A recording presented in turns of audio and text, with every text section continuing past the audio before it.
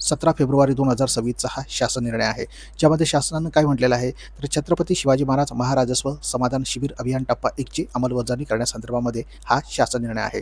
आता आपण या व्हिडिओच्या माध्यमातून समजावून घेणार आहोत, की हे छत्रपती शिवाजी महाराज महाराजस्व अभियानांतर्गत शासन जे राबवलं जाणार आहे, यामार्फत सर्वसामान्य नागरिकांना याचा काय फायदा होणार आहे, कोणकोणत्या पद्धतीचे दाखले त्यांना मिळणार आहेत, कोणत्या सेवा मिळणार आहेत, कशा पद्धतीने याची अंमलबजावणी केली जाणार आहे, या सर्वांची माहिती आपण या व्हिडिओच्या माध्यमातून समजावून घेणार आहोत. तर बघा, आपण सर्वप्रथम आता हा पूर्ण जो जी आर आहे तो समजावून घेऊया. बघा, तर या जी आरमध्ये शासनाने, या परिपत्रकामध्ये शासनाने काय म्हटलेलं आहे, सर्वसामान्य जनता, शेतकरी आणि महसूल विभागांतर्गत क्षेत्रीय कार्यालयाशी संबंधित दैनंदिन प्रश्न सत्वर निकाली काढणे, महाराष्ट्र जमीन महसूल संहितेच्या नवीन तरतुदींच्या जनजागृती करणे, प्रभावी अंमलबजावणी करणे, डिजिटल सेवांचा जास्तीत जास्त वापर सुनिश्चित करणे आणि नागरिकांना सिंगल डे सर्व्हिस डिलिव्हरीद्वारा सेवा पुरवणे या उद्देशाने मार्च ते मे या कालावधीमध्ये राज्य महसूल मंडळ स्तरावर तसेच नगरपरिषद नगरपंचायत पातळीवर छत्रपती शिवाजी समाधान शिबिर अभियान टप्पा 1 ह्या राबवला जाणार आहे. तर या अभियानांतर्गत कोणकोणत्या सेवा दिल्या जाणार आहेत, तर बघा, ह्याचं पहिल्यांदा आपण वेळापत्रक बघूया कशा पद्धतीनं आहे. तर बघा, हे खालीलप्रमाणे याच्या राज्यामध्ये एक दिवसीय समाधान शिबिराचे महसूल मंडळ स्तरावर तसेच नगर परिषद पंचायत स्तरावर समाधान शिबिरचे आयोजन करण्यात यावे. म्हणजे अशा पद्धतीने याचं हे आयोजन केले जाणार आहे. 18 फेब्रुवारी ते 5 मार्च यामध्ये त्यांना पूर्वतयारी करायची आहे.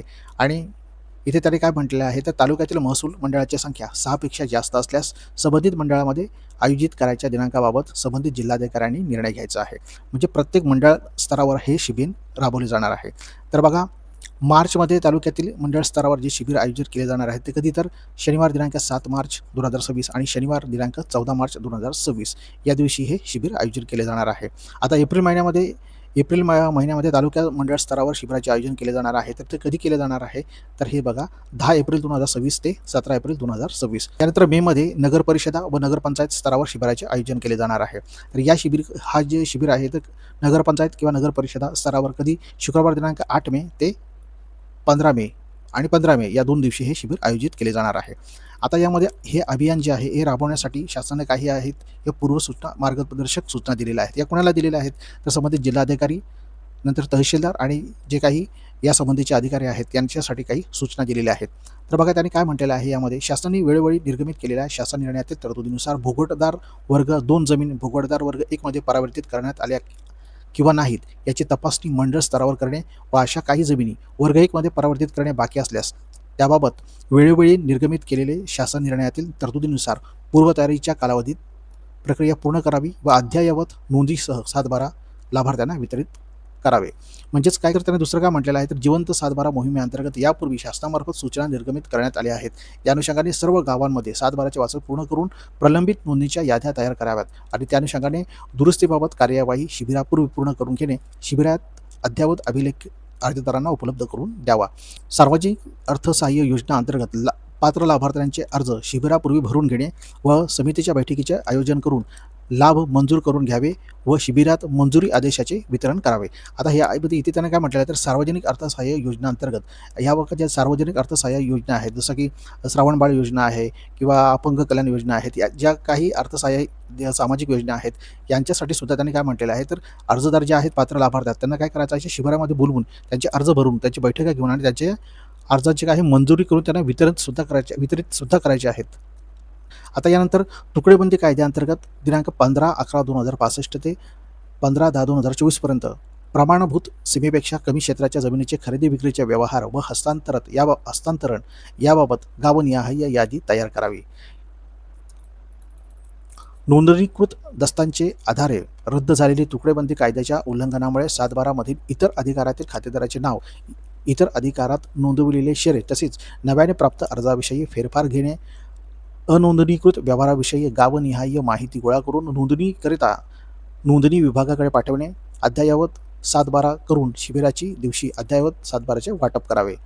याशिवाय मंडळ स्तरावर सर्व शाळांचा आढावा घेऊन दाखले वाटप न झालेल्या विद्यार्थ्यांच्या याद्या तयार करणे, शाळेमध्ये कॅम्प मोडवर विद्यार्थ्यांकडून आवश्यक कागदपत्रांसह परिपूर्ण अर्ज भरून घेणे आणि शिबिराच्या दिवशी खात्यांचे दाखल्यांचे काय करायचं आहे, त्यांना वाटप करायचं आहे. म्हणजे दाखल्यांचं वाटप हे मंडळ स्तरावर काय करायचं आहे त्यांना, तर सर्व शाळांमध्ये जे दाखले आहेत, ज्या कोणी विद्यार्थ्यांचे दाखले राहिलेले आहेत, इथे जाऊन त्यांचं काय करायचं आहे, त्यांच्या दाखल्यांच्यासाठी आवश्यक ते कागदपत्र घेऊन त्यानंतर शिबिराच्या दिवशी त्यांना दाखल्याचं वाटप करायचं आहे. यानंतर त्याने पुढं काय काय केले जाणार आहेत या शिबिरामध्ये तर बघा, उपविभागीय स्तरीय समितीने शासन निर्णय यामध्ये त्याने काय म्हटलं तर पाणंद रस्ते दिनांक 14/12/2025 नुसार शिबिर आयोजित करायच्या मंडळातील पाणंद रस्त्यांचे प्रशासकीय मान्यतेचे आदेश ग्रामपंचायतीला उपलब्ध करून द्यावे. याशिवाय मंडळातील सर्वांसाठी घरे अंतर्गत पट्टे वाटपासाठी बाकी राहिलेल्या लाभार्थ्यांची यादी तयार करणे तसेच संबंधित शासन निर्णयातील तरतुदीनुसार पूर्वतयारी कालावधीत प्रक्रिया पूर्ण करावी व शिबिरात म्हणजे पट्टे वाटप करावे. ह्या सगळ्या गोष्टी आहेत या शिबिरामध्ये आता ह्या केल्या जाणार आहेत. याशिवाय समाधान शिबिरांतर्गत सर्वसामान्य जनतेला उपलब्ध करून द्यायच्या सेवा. यानंतर कोणकोणत्या सेवा इथे उपलब्ध करून दिल्या जाणार आहेत जनतेला तर इथे बघा, प्रलंबित असलेले फेरफार निकाली काढणे. जे काही प्रलंबित फेरफार आहेत ते सगळे काय आहेत ते निकालात काढायचे आहेत. त्यांना मंडळ स्तरावर सध्या व विवादास्पद फेरफारांची संख्या निश्चित करून संबंधितास आधीच नोटीस बजावून शिबिराच्या दिवशी फेरफार निकाली काढण्यात यावे. सबळ पुराव्याशिवाय फेरफार प्रलंबित राहणार नाही याची दक्षता घ्यावी. याशिवाय अभिलेख दुरुस्ती हेल्प डेस्क यामध्ये काय केले जाणार आहे तर 7/12 चुका संदर्भामध्ये अर्ज स्वीकारायचे आहेत. याशिवाय आवश्यक कागदपत्रांची तपासणी करायची आहे. त्रुटी सूची देणे व तात्काळ करता येणाऱ्या दुरुस्ती यामध्ये नोंद घेणे. या डेस्कवर भूमी अभिलेख विभागातील एक कर्मचारी उपस्थित राहील याची दक्षता घ्यावी आणि डिजिटल 7/12/8 उतारे तात्काळ उपलब्ध करून देण्यात यावेत. या अशा पद्धतीनं हे सुद्धा अभिलेखा इथं सेवा दिल्या जाणार आहेत. याशिवाय पुढे काय आहे तर बघा, लोकसेवा हक्क तात्काळ सेवा. लोकसेवा हक्क कायदा तात्काळ सेवा यामध्ये काय दिले जाणार आहेत लोकांना बघा, उत्पन्नाचं प्रमाणपत्र, रहिवाशी अधिवास प्रमाणपत्र, जातीचे दाखले, जातीचे प्रमाणपत्र, नॉन क्रिमिनल प्रमाणपत्र इत्यादी बाबत अर्ज स्वीकारणे तसेच पूर्वी प्राप्त अर्जाच्या अनुषंगाने प्रमाणपत्र वितरित करणे. म्हणजेच उत्पन्नाचा दाखला, रहिवाशी दाखला, जातीचा दाखला, नॉन क्रिमिनल हे सगळे जे आहेत त्या सेवा हे तिथे त्यामुळे तुम्हाला आहे त्या शिबिराच्या दिवशी मिळणार आहेत. याशिवाय अकृषी तरतुदी संदर्भामध्ये सुधारणा करण्याबाबत मार्गदर्शन करणे. म्हणजेच अकृषिक रूपांतरासाठी जिल्हाधिकारी यांची परवानगी आवश्यक नसणे. यामध्ये कलम 42 मधील काही सुधारणा आहेत. जमीन महसूल अधिनियम सुधारणा अधिनियम 2025 नुसार कलम 42 मध्ये मूलभूत बदल करण्यात आला आहे. आता अंतिम विकास आराखडा किंवा प्रादेशिक योजनेत समाविष्ट असलेल्या जमिनीचे अकृषिक रूपांतर करण्यासाठी जिल्हाधिकारी यांची स्वतंत्र परवानगी आवश्यक नाही. विकास आराखडा प्रादेशिक योजना मंजुरी हीच अकृषिक परवानगी समजली जाईल. या अभियानादरम्यान नागरिकांना या नवीन तरतुदीबाबत माहिती देणे, विकास आराखडा प्रादेशिक योजना असलेल्या जमिनीच्या अकृषी प्रक्रियेबाबत मार्गदर्शन करण्यात यावे. म्हणजे आता जे काही जमीन येणे संदर्भामध्ये शासनाने काय निर्णय घेतलेला आहे त्याची सुद्धा इथं अंमलबजावणी करण्यास त्यांना सांगितलेलं आहे. याशिवाय संपुष्टात आलेल्या सनद प्रणालीबाबत जे कलम 42 अ, 42 व 42 क, 42 ड या संदर्भामध्ये नवीन सुधारणानुसार कलम 42 अ, 42 ब, 42 क, 42 ड या सर्व तरतुदी रद्द करण्यात आल्या आहेत. आता सनद घेण्याची प्रक्रिया संपुष्टात आली आहे. त्यामुळे मिळकत धारकांना याचा मोठा फायदा झाला आहे. या अभियानादरम्यानमध्ये ज्या नागरिकांना अद्याप सनद मिळालेली नाही अशा जुन्या प्रकरणाची माहिती घेऊन नवीन व्यवस्थेबाबत माहिती द्यावी. एकच वेळेचे अधिमूल्य भरण्याची नवीन सुविधा. म्हणजे एकाच वेळेचे अधिमूल्य भरण्यासाठी नवीन सुविधा आहे. जुन्या अकृषिक आकारणी व रूपांतर करायच्या व्यवस्थेऐवजी आता एकाच वेळी अधिमूल्य भरण्याची सोपी सुविधा करण्यात आली आहे. अधिमूल्याचे दर खालीलप्रमाणे निश्चित करण्यात आलेले आहेत. तर बघा, इथे दर सुद्धा निश्चित करण्यात आलेले आहे. 1000 चौरस मीटरपर्यंतचा आहे तो 0.1% आहे. नंतर 1000 ते 4000 चौरस मीटरमध्ये 0.25 आणि 4000पेक्षा जास्त आहे तर 0.50.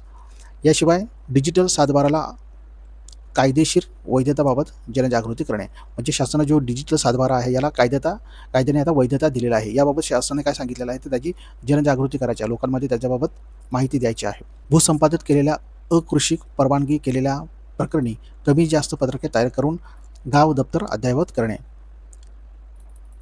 खाजगी जमिनीचे भूसंपादन झाल्यानंतर प्रत्यक्ष कमी जास्त पत्रक तयार करून गाव दप्तरातील सर्व नोंदी अद्ययावत न केल्यामुळे गाव दप्तरात मूळ मालकाची नावे तशीच राहत असल्यामुळे काही प्रकरणामध्ये त्यातून कायदेशीर गुंतागुंती निर्माण झाल्याचे निदर्शनास आले आहे.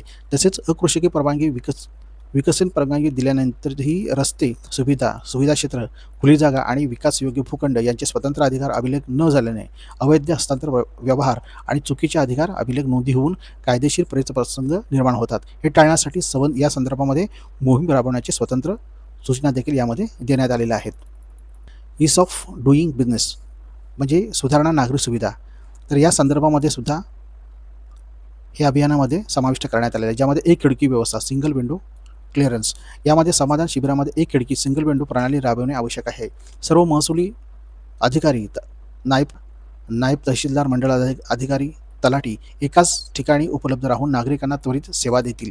एकाच खिडकीत सर्व प्रकारचे अर्ज स्वीकारणे, प्रक्रिया करणे व तात्काळ निकाली काढणे हा उद्देश आहे. म्हणजे या शिबिरादरम्यानमध्ये खालील सेवा ह्या उपलब्ध केल्या जाणार आहेत.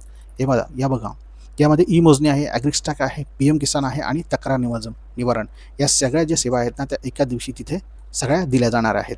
याशिवाय अभियानाच्या प्रभावी अंमलबजावणीकरता क्षेत्रीय स्तरावर अधिकाऱ्यांची कर्तव्य आणि जबाबदाऱ्या आणि ही सगळे जे शिबिराचे आयोजन करण्याचे किंवा याची अंमलबजावणी करण्यासाठी क्षेत्रीय स्तरावर ज्या अधिकाऱ्यांची कर्तव्य आणि जबाबदाऱ्या सुद्धा त्यांनी स्पष्ट केलेल्या आहेत.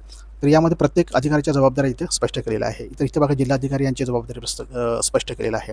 यामध्ये त्यांनी काय करायचं आहे, तर उपविभागीय अधिकारी यांच्यावर काय करायचं आहे, नियंत्रण ठेवून त्यांच्याकडून ही सगळी जी योजना आहे किंवा जी शिबिरं आहेत कशा पद्धतीने राबवली जात आहे त्याची माहिती त्यांना घ्यायची आहे. याशिवाय तहसीलदार यांना सुद्धा काही, हे बघा, तहसीलदार यांना सुद्धा सांगितलेलं आहे तुम्ही कशा पद्धतीने याची अंमलबजावणी करायची आहे. तर बघा, मंडळ स्तरावर सर्व विभागांना समन्वय बैठका घेऊन सर्व विभागाकडे प्रलंबित असलेल्या विषयांची यादी तयार करावी. म्हणजे तहसीलदारांचं याचं काय काम आहे, तर मंडळ स्तरावर जे काही सर्व विभागांशी समन्वय साधायचा आहे त्यांना आणि बैठका घेऊन सर्व विभागाकडे जे काही प्रलंबित असलेल्या विषयांची काय करायची ही यादी तयार करायची आहे. याशिवाय सर्व विभागातील प्रलंबित सेवा नंतर विषय पूर्वतयारीच्या कालावधीमध्ये निकाली काढून शिबिरामध्ये लाभ उपलब्ध करून देण्यात यावा. सर्व विभागांना शिबिरामध्ये सहभागी करून घ्यावे. म्हणजे सर्व विभाग जे आहेत त्यांना शिबिरामध्ये त्यांना काय करायचं, तर सहभागी करून घ्यायचं आहे. याशिवाय शिबिराची प्रभावी जी अंमलबजावणी करण्यासाठी खासदार आहेत, आमदार आहेत, जिल्हा परिषद सदस्य आहेत, पंचायत समिती सदस्य, मनपा सदस्य, नगर परिषद सदस्य, सरपंच व इतर पदाधिकारी यांना निमंत्रित करावे. यांना सगळ्यांना निमंत्रित त्यांनी करायला सांगितलेलं आहे. याशिवाय महिला बचत गट आहेत, अशासकीय सेवा, NGO यांचे सहकार्य शिबिराच्या आयोजनासाठी प्राप्त करून घ्यावे. मंडळ स्तरावर दबंडी तसेच सोशल मीडियाचा वापर तसेच प्रिंट मीडिया वापर करून समाधान शिबिराची प्रसिद्धी करावी. म्हणजेच हे शिबिराची प्रसिद्धी करण्याची सर्व जबाबदारी सुद्धा तहसीलदार यांच्यावर सोपवण्यात आलेली आहे. नागरिकांना अभिप्राय व सूचना प्राप्त करून घेण्यासाठी शिबिरस्थळी व्यवस्था करावी. म्हणजेच हा जे शिबिर लागणार आहे त्यासाठी काय करायचं आहे, नागरिकांचे जे अभिप्राय आणि जे सूचना आहेत यासुद्धा त्यांच्याकडून काय करून घ्यायच्या आहेत नागरिकांकडून. आणि मित्रांनो, अशा पद्धतीनं नागरिकांना त्यांचे अभिप्राय आणि सूचना प्राप्त करून घेण्यासाठी शिबिरामध्ये काय करायची आहे, त्यांना व्यवस्था करून देण्याची सर्व जबाबदारी ही तहसीलदार यांच्यावर सोपवण्यात आलेला आहे. याशिवाय अभियानाच्या फलनिष्पत्ती अहवाल, म्हणजे हा जो पूर्ण अहवाल आहे, हे अभियान कशा पद्धतीने झालं विहित केलेल्या व शासन निर्णयासोबतच्या विवरणपत्रामध्ये प्रमाणित करून संबंधित उपविभागीय अधिकारी यांच्याकडे सादर करावा. म्हणजे तहसीलदारांना काय सांगितलेलं आहे, तर याचा पूर्ण अभिप्राय उपविभागीय अधिकारी यांच्याकडे पाठवायचा आहे आणि उपविभागीय अधिकारी हे कुणाकडे पाठवतील, ते जिल्हाधिकारी यांच्याकडं. तर बघा, हे विवरणपत्रसुद्धा त्यांनी दिलेलं आहे की अशा पद्धतीनं. आता इथे बघा, तर समितीची स्थापना सुद्धा केलेली आहे. यामध्ये जिल्हाधिकारी अध्यक्ष असणार आहेत, मुख्य कार्यकारी जिल्हा परिषद हे सुद्धा सदस्य असणार आहेत. तर अशा पद्धतीने ही कमिटी असणार आहे आणि ही कमिटी काय करणार आहे, तर उपविभागीय स्तर अधिकारी यांनी त्यांच्या उपविभागातील सर्व मंडळाचे पर्यवेक्षण करून अभियानाची प्रभावी अंमलबजावणी सुनिश्चित करावी. तहसीलदार यांनी त्यांच्या मंडळातील शिबिरांचे आयोजन व अंमलबजावणीपूर्व सर्व जबाबदारी घ्यायची आहे आणि कर्मचारी यांच्याशी समन्वय साधून ही कार्यवाही करायची आहे. बघा, या अशा पद्धतीने होण्यासाठी त्यांना काही मार्गदर्शकपर सूचना देण्यात आलेल्या आहेत. आता यार बघा, या अधिकाऱ्यांच्यावर किती मोठी जबाबदारी आहे, कारण हे शिबिर त्यांना यशस्वी करणं भाग आहे, लोकांना या सुविधा देणं भाग आहे आणि त्यासाठी त्यांना काय केलेलं आहे, तर हे जे एक बघा हे विवरणपत्र दिलेलं आहे, तर हे प्रत्येक अधिकाऱ्यांना काय करायचं, भरून द्यायचं आहे, म्हणजे तहसीलदारांना. आता बघा, आता जिल्हा दिलेला आहे, जिल्ह्यामध्ये काय सांगितलेलं आहे, छत्रपती शिवाजी महाराज समाधान शिबिर अभियान एक टप्पा. यामध्ये त्याने काय म्हटलेलं आहे, तर काय तर जिल्हा, आता जिल्हा जो असं म्हणजे आपला ठाणे जिल्हा आहे, त्यानंतर भिवंडी तालुका आहे. भिवंडी तालुका दिनांक 7 मार्च 2026 रोजी काय अभियानांतर्गत निकाली काढण्यात आलेल्या फेरफारांची एकूण संख्या ही किती संख्या आहे, ही काय तहसीलदाराला इथे लिहून द्यायची आहे. किंवा 25 निकाली प्रकरणं झाली किंवा 100 प्रकरणं झाली, नंतर 14 मार्चला किती प्रकरणं झाली, ही शहरासह त्यांना ही पुढे रिपोर्टमध्ये त्यांना पाठवून द्यायचं आहे. याशिवाय अभियानांतर्गत 7/12 दुरुस्तीबाबत संदर्भामध्ये स्वीकारण्यात आलेल्या अर्जांची संख्या, बघा 7/12 यामध्ये काय या संदर्भामध्ये काही दुरुस्ती करण्यात आलेल्या जी काही प्रकरण आले अर्जांची संख्या किती आहे, हे सुद्धा रिपोर्ट त्यांना पुढे करायचं आहे. थोडक्यात काय तर कोणकोणत्या सेवांचा रिपोर्ट त्यांना देणं भाग आहे. म्हणजे या शिबिरामध्ये ह्या सेवा ज्या आहेत या नागरिकांना उपलब्ध करून देणं हे त्यांचं आता भागच आहे. याशिवाय बघा, अभियानांतर्गत उपलब्ध करून देण्यात आलेल्या डिजिटल सातबारांची संख्या किती देण्यात आलेलं आहे, तर बघा 7 मार्च 2026ला या तालुक्यामध्ये एवढ्या डिजिटल यांची संख्या किती दिलेलं आहे. नंतर 14 मार्च रोजी किती डिजिटल सातबारा किती उपलब्ध करून दिलेला आहेत, याचा सुद्धा रिपोर्ट त्यांना वर पाठवायचा आहे. याशिवाय याशिवाय अभियानाअंतर्गत उपलब्ध करून देण्यात आलेल्या एकूण 8 उत्तराची संख्या, म्हणजे 8 उत्तरे किती लोकांना देण्यात आलेलं आहेत ह्यांची संख्यासुद्धा त्यांना रिपोर्टमध्ये पाठवायची आहे. याशिवाय अभियानाअंतर्गत वितरित करण्यात आलेल्या प्रमाणपत्रांची संख्या, म्हणजे जे काही दाखले वगैरे दिलेले आहेत, किती दाखले हे वितरित करण्यात आलेले आहेत, याचासुद्धा रिपोर्ट त्यांना पुढे द्यायचा आहे. याशिवाय याशिवाय अभियानाअंतर्गत एक खिडकी व्यवस्थेअंतर्गत निकाली काढण्यात आलेल्या एकूण अर्जांची संख्या, याचासुद्धा रिपोर्ट तहसीलदार यांना पुढे पाठवायचा आहे. अभियानाअंतर्गत भूसंपादन प्रकरणी कमी जास्त पत्रके तयार करून गाव दप्तर अद्ययावत करण्यात आलेल्या प्रकरणांची संख्या, याशिवाय अभियानाअंतर्गत अकृषिक परवानगी दिलेल्या प्रकरणी कमी जास्त पत्रके तयार करून गाव दप्तर अद्ययावत करण्यात आलेल्या प्रकरणांची संख्या. तर हा सगळा रिपोर्ट आहे ना, तो तहसीलदार यांना काय करायचा आहे, तो पुढे सगळा पाठवायचा आहे. मग थोडक्यात काय तर ह्या सगळ्या सेवा कशा पद्धतीनं नागरिकांना उपलब्ध झालेल्या आहेत, याची सगळी माहिती त्यांना काय करायचं आहे, शिबिरांतर्गत माहिती आहे ती वरच्या स्तरावर पाठवायची आहे. आणि थोडक्यात काय तर छत्रपती शिवाजी महाराज महाराजस्व समाधान शिबिर अभियान टप्पा 1 ची अंमलबजावणी करण्यासंदर्भामध्ये शासनाने हा महत्त्वपूर्ण असा निर्णय घेतलेला आहे, ज्यामध्ये आपण आता जे बघितलं त्यात सर्व सेवा ज्या आहेत त्या फ्रीमध्ये, फ्रीमध्ये मोफत मिळणार आहेत सगळ्या. आता तुम्ही लक्षात ठेवायचं आहे की हे जे शिबिर आहे ते कधी आयोजन केले जाणार आहेत, याचा आपल्याला काय करायचं आहे, तुमच्या गावामध्ये किंवा तुमच्या परिसरामध्ये तर ही तारखा ज्या आहेत ना त्या लक्षात ठेवायचं आणि त्या दिवशी आपल्याला ह्या सगळ्या सेवा ज्या उपलब्ध करून देण्यात येणार आहेत. तर त्यासाठी आपल्याला ज्या काही आवश्यक सेवा आहेत, ज्यासाठी आपल्याला हव्या आहेत किंवा प्रमाणपत्र हवे असतील किंवा इतर सगळ्या शेती संबंधित काही असतील, तर आपण तिथे जाऊन काय करायचं आहे, अर्ज देऊन आपल्या ज्या काही प्रमाणपत्र असू दे किंवा इतर ज्या काही सेवा मिळवायच्या आहेत त्या तिथे जाऊन आपण शिबिरामध्ये घेऊ शकणार आहात. तर मित्रांनो, खाली हा शासन निर्णय मी तुम्हाला देत आहे, तिथे जाऊन तुम्ही डाउनलोड करून तो पाहू शकता.